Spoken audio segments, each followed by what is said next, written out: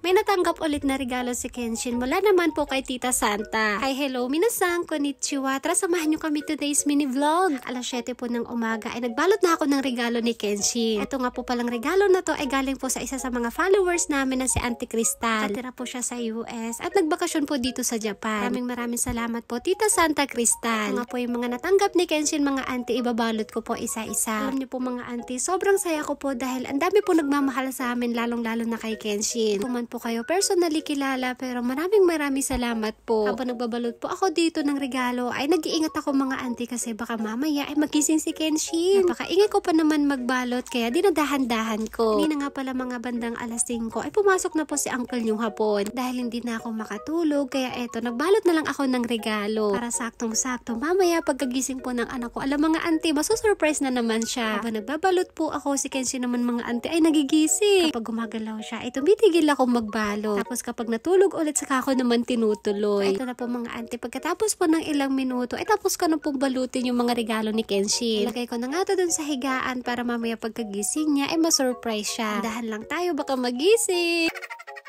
Pagkatapos kong magbalot, ay maliwanag na sa labas.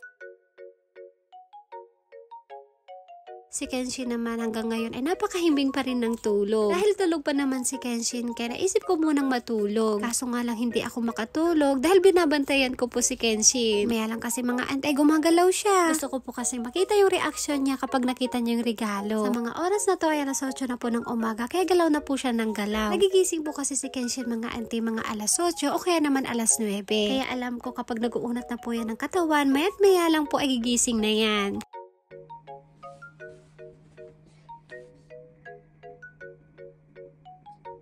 Ako naman, kunyari ampong natutulog, kunyari, hindi ko po alam nagising na siya.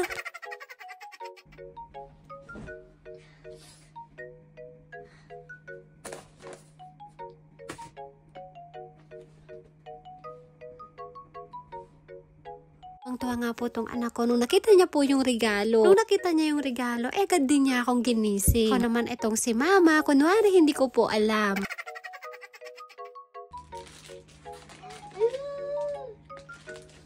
Tuwang-tuwa nga po si Kenshin nung nakita niya yung regalo niya. Kahilig po niya sa mga kalaban ni Ultraman.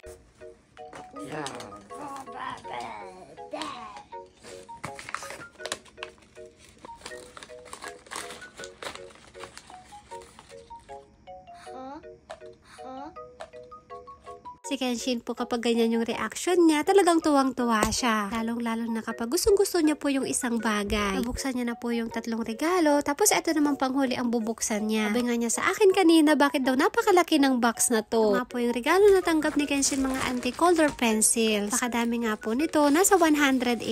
Saktong-sakto po dahil si Kenshin ay napakahilig pong mag-drawing. Kaya siguradong magamit niya po ito pang matagalan. Gamitin niya to hanggang sa mag-elementary o kaya naman high school. Ito na yung gagamitin niya kapag gusto niya pong i-drawing si Doraemon. Kaya naman yung mga insekto.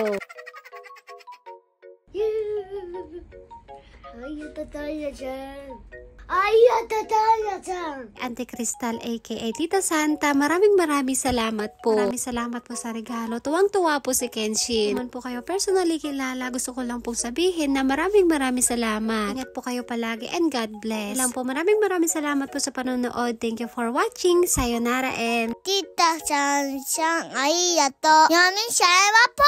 アピール。バイバイみんな。